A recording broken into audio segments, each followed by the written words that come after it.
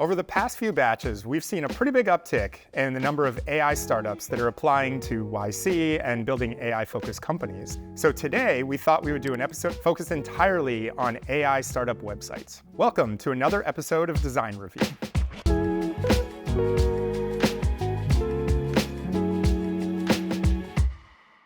Today, we are very lucky to be joined by YC's president, Garry Tan. Thanks for having me. So, Garry, why did you want to focus on AI websites for this episode? The number one question that is sort of the most important for a lot of startups is actually, why now? All of the activity around large language models, whether using OpenAI stuff or Anthropic or open source, it's just the most exciting why now that's happening because we just didn't have this level of capability. So when you have this crazy new why now, often you're actually literally trying to figure out how do you describe a new category that didn't exist before. So that's some of the stuff I think we're going to dive into today. Awesome. So we're going to get started with Rosebud. All right, let's check it out. Right off the bat, what do you see in here, Garry? Well, there's a busy thing on the left that's sort of distracting me, but AI-generated game assets to game development. Build games at the speed of thought, GPT to game.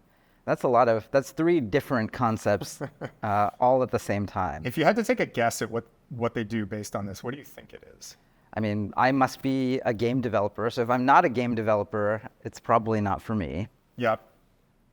Yeah, I'm pulling out the AI-generated game assets and then game development, but I couldn't tell if game development is for game development or a play on words for like to game, like development in general. And sometimes I think we see this from founders where they want to be cute with their tagline, and sometimes the meaning gets lost. Right. But they think it's clever because they understand what they do. Right. But it makes it hard for new people to quickly understand. You don't want to be clever if clever equals confusing. And that's like the first thing that people are trying to understand when they hit a website is, what is this? And number two being, is it for me? So I guess we're saying AI-generated game assets for game developers. Right. Build games at the speed of thought, GPT to game. So now it makes me think that like this helps you build games rather than just being for assets. Yep. And then there's two obvious call to actions. One is gaming asset generator, and then the other one is AI game dev platform. So it sounds like it is both. Okay. Sounds like a lot of things. Yeah, and so I'm confused. I don't know which to click. So maybe let's just keep scrolling and see if we can uncover this. All right, so there's a bunch of like media, so social proof kind of stuff. Pixel Vibe, AI game asset generator. Okay, so now I'm starting to feel like maybe there's multiple products here. What do you think? Yeah, for sure. And then sprites make sense. And then there's more calls to action here. Which is great. You know, try beta means, oh, this isn't vaporware. So then I guess I click try beta. Cool. Okay, this is interesting. Describe your idea here. What would be helpful is like even a couple things to click on, like even a flyout here that's, just give me some good ideas, just to impress me, right? Like, how could you just have this right on the homepage so people don't even have to click? Every time you move people, make them do extra clicks, you have a risk of drop off. Some percentage are not going to do it and they're going to miss out on this. Now we keep going, but wait, there's more. AI generated skyboxes, talking heads, AI avatar animation. So it seems like there's at least 4 different products here, which is kind of confusing because usually you want a single call to action that you're driving people towards. Here, I don't know. I guess there could be lots of different types of users coming here that may be interested in different things, but I don't know. What advice would you give to maybe improve what we're seeing here? Seems like we have to be a little bit more opinionated about what we really want the user to click on and do. A good example of this is actually on this page. If you really want people to try the beta, make that the call to action, and then make learn more instead of a button that's equal weight, just make it a link. And one of the most important things to use is contrast in order to be opinionated to the user. I want you to do this. I would recommend for Rosebud to figure out what their main KPI is and what outcome they want from people that hit their website. My hunch is it's not go explore all of these products or figure out whichever one is most interesting to you and try that. There's probably one that's their main priority here. And given that this talks about game assets, my hunch is that's the one and it's the first one here. And so maybe some of these other ones just get moved to secondary pages where it's not the main focus. And you can keep everybody focused on just driving them towards the game assets, trying that out, getting them to use that if that is in fact like the primary action that you want people to take. The other question I'd have for them is there a way that you can make a video or use animation that actually shows the product and then shows, in particular for AI, a feat of strength?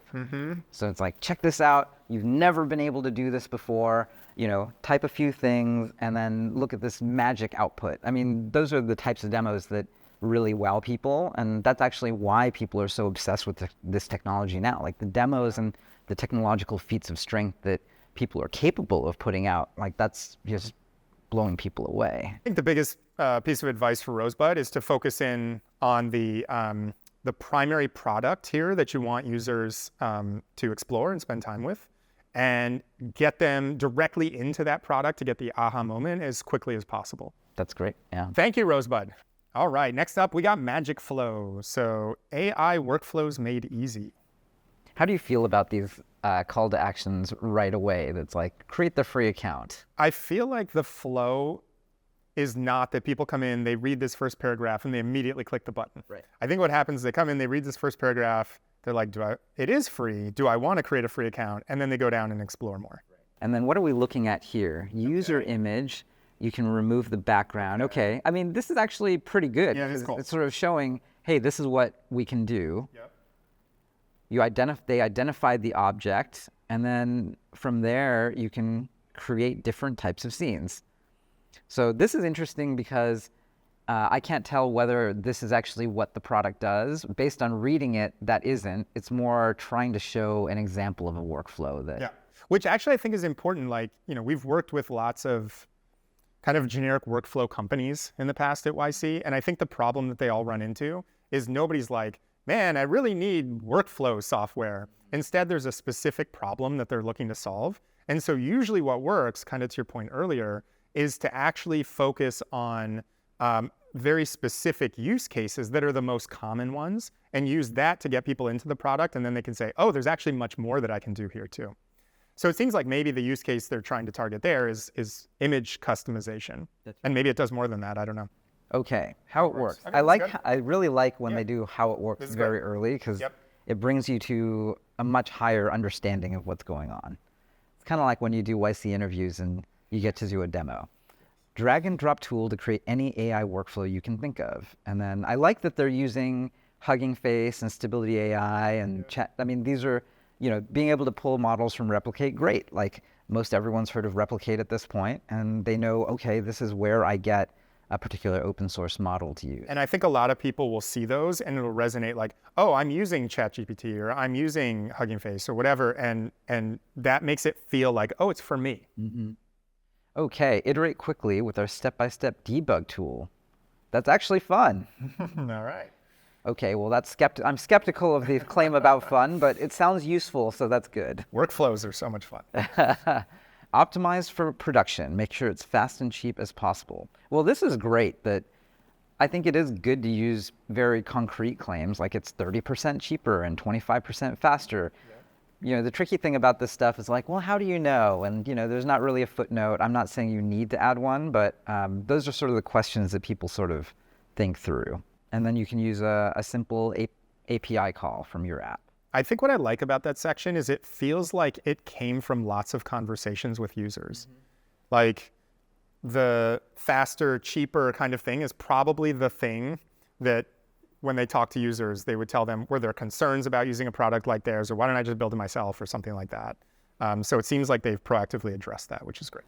How funny. I inherently tried to drag and drop because it felt like I should be able to do that. They said that multiple times, drag and drop. They said drag and drop. Yeah. So the first thing I tried to do was, and then when I moused over this thing, it actually becomes a hand cursor, which is also the affordance for being able to drag. So what happens when you click on it? Absolutely nothing. And I actually clicked on it and it dropped me into the login. So I'm like, oh, I did the wrong thing. The problem with this interaction is it just doesn't build trust with me. Like, feels that's like a not wall. what I expected. Yeah, you just hit a wall and you have to turn back. Well, it said try, so okay. Okay, now you're just lying to me. These look like buttons, but they're not. Yeah. Yeah. This is interesting. I mean, I can see what they're trying to do. It's like trying to give, you know, you're getting tricked into the wall. So. Nothing feels like a live example about this. Right. Maybe something like, do your first one free. Like, don't even actually force people to create an account and put that wall up front. Instead, you could just make it accessible, and if somebody wants to save it or use it or however they plan to use it, that's when you prompt them to actually create the account because they're already invested in the product. When you click through and it's like, try it now, and you hit this wall, there isn't even context about like why you should sign up here that's encouraging you to actually like click the sign in button. Yeah. Basically, you're always fighting the urge for the back button or to go look at Hacker News. And how many times have we hit the back button already on this one? Many times. My biggest piece of feedback for them is like, there's great stuff here. It's just kind of small and like buried on the side there. And the more that they can make that, like you want to hit people over the head with it. Otherwise, they're just going to quickly scroll past it. If they can make it more obvious, then this seems great. Next up, we got Reality Defender. Deepfake detection and protection. Stop deepfakes before they become a problem with Reality Defender's proactive detection platform. All right. So what do we got going on in this video here? It's pulling out people and faces, I guess. Yeah, this makes me think this is like software for like closed circuit cameras. Right. Like to find people walking through the airport or something like that. But it talks about deep fakes. So it seems like maybe that's not actually what's happening here. That's right. And there's really too much spacing between the lines of this header. And then there's not enough spacing between the logos and this bottom body area. So the interesting thing is up here, I'm sort of getting this enterprise salesy vibe. And then like it or not, on the visual side, I think I subconsciously do this, and maybe this is a designer thing, but it's generally true that having really good spacing, it just sort of contributes to this feeling of quality. And when you have little fit and finish issues like certain things being too close or headers having the wrong line height, it does ruin the illusion for me that this is something that I can trust at the enterprise level. Yeah, ruin some of the structure and organization. Like there's way too much space between this and this. And if the hard part about this is like, does it really matter? The majority of people probably won't tell, but for some people, it will matter, and it just brings down the quality by that like little 5 or 10%. Yep. So I think we're like halfway down the page and we still don't really know what they're doing yet. Stop deepfakes. Okay. Develop by, okay, so this is like a social proof, like we're a legit team kind of thing. NATO uses it. Provides enterprises and entities of any size intuitive protection against damaging deepfakes. But I still don't know like how or what they do. Maybe they'll get into it here. Real-time results. Okay, so it does something in real time. We're still not sure exactly what it's doing in real time though. Yeah, we're halfway through the page and we're still really looking, and we still don't quite understand what it is. And we're trying. And I think most users, when they hit this, they're not actually going to try this hard. I mean, defending democracy sounds pretty important, but I also still don't know what it is. How though? How do you defend democracy? Authenticate. Oh, so okay, there is an authentication piece. So we weren't totally wrong. Okay. About facial detection, I guess. Yeah. This is almost a 1, 2, 3 maybe. Okay, so protect what's important. Scan user-generated media for fabricated items. Okay, so you scan user-generated media. You detect potentially damaging content before it spreads. Verify voice prints, detect documents, and grow your fraud prevention capabilities. Yeah, okay. And so this is interesting, but they don't quite go together. Yeah. Because the first two sound like you're selling, it's an API of some sort, and you're selling to social media sites. A scanner. Right. Or companies to detect fakes of their products. But then there's the people up top, so I'm still confused.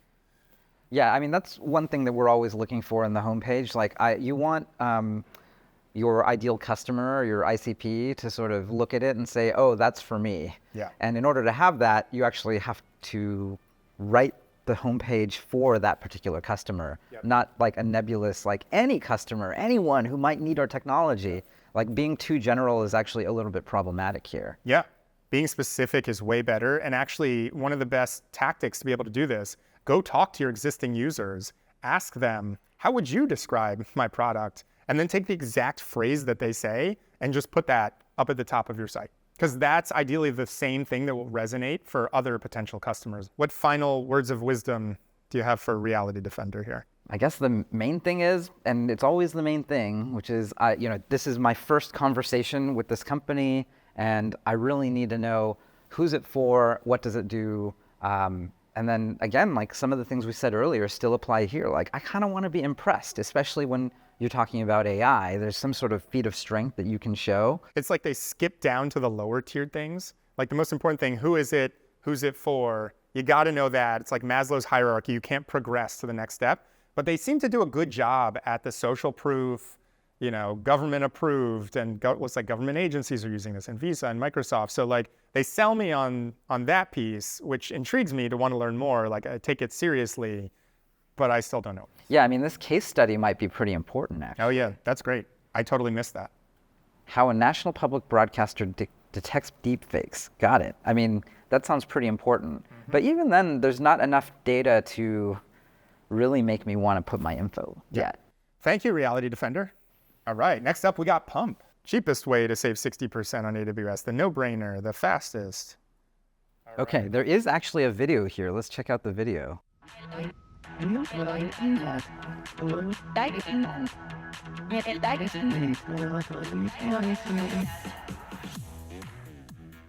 I like the tunes. Gets you pumped up to use this company. Exclamation point, group discounts. AI, it's got to be good if it's got AI. I don't know. I think my takeaway from this video is a lot of sensory overload. Yeah. Like a lot of colors, a lot of movement, a lot of graphs. Like it's cool, but I'm not sure that I watch that and I'm like, oh yeah, I know what these guys do and I want to use it. Yeah, I don't know if I need to watch a Super Bowl ad for Yes, it. that's what it Like felt that's not the thing that's going to get me to use it. I do like the call to action. View my savings makes it feel just very present to hand. Like, oh, I could do it very quickly. Yeah. And that seems like the main reason that somebody would use this, right, is to get savings on their cloud infrastructure. And so if you can, that's the aha moment for this company. And so if they can show people right up front how much their savings would be, then it becomes a no-brainer to use this product probably. I like the social proof. That makes sense. Got to do that. I think the visuals look nice. I think a lot of the bright colors and moving elements may be potentially overused. A lot of times animation can be used effectively to draw the user's eye to something. Yeah. And if a lot of things are moving, then it just becomes kind of overwhelming. And I think being selective about it. So it's what's the thing that you really want to draw people's attention to? What's the next step you want them to take? And then put animation around that, drive a lot of the attention and focus to that. So like we've seen a lot of these reduced cloud spend companies. And so I'm kind of wondering with my YC partner hat on, like what's different about what these guys are doing? And probably that's something that potential customers will be thinking too. If you search for like cut cloud costs, probably dozens of potential products that you could go with to help with that. So like why these guys is probably the question a lot of their users are going to be asking. So would you put like a X versus Y sort of reference to competitors? Yeah, it's not clear to me what's different. Like, I guess there's AI, but like lots of others are probably going to have AI too. So I'm not convinced that's enough of a differentiation. They keep throwing out this Groupon thing, which makes me think there's some like group buying aspect where maybe it's like multiple companies group discount, multiple companies pooling together in order to get on a better tier with lower pricing would be my hunch, but they don't actually really say that anywhere. Yeah, that makes me want to click on FAQ. How does the group buying work? Okay, there we go. Yeah, okay. So, which is good. I mean, having an FAQ present to hand means that you can sort of pique someone's interest and then get their, this is actually a good experience then. Yeah. Like if within 2 clicks you can get, and actually having these two be the first 2, that's a good choice by them. Right. I think from the homepage, we were getting hints that there's this group discount, group buying thing that's going on here. We saw the group discount thing flash. We saw something about Groupon, but they don't actually say that. And it feels like one of those things that you should beat people over the head with to make it super obvious that that's what's happening here and that's why it's better. What would help me is if there was a customer that I had heard of that had used this already and saved X%. Usually when that happens, there's a bunch of logos right there. So. Yeah, but you can't really, Ruby uses it. That sounds great. Yeah, I almost want there to be a case study with like whoever the #1 customer is. Okay, and then this is sort of how it works. View your savings estimate. Like the savings, let us know where you'd receive the dollars back. Join your AWS account. Okay, there is a collective. That seems to be the thing that's different here, and it's kind of buried. I think the advice on this one is to be more explicit around what's different here, how they actually help save 60%, reduce down some of the motion and animation and bright colors, and instead use it sparingly to draw attention to specific things. Yeah, less is more here. Less is more. Yep, I think that's right. Okay, next up we have Voiceflow. And this one was actually submitted by one of our YouTube viewers, so thank you. Teams use Voiceflow to design, test, and launch chat or voice assistants together faster at scale. Start building, it's free. Or book a call. This is pretty slick, I think. This is a great demo. There's the start, so maybe that's...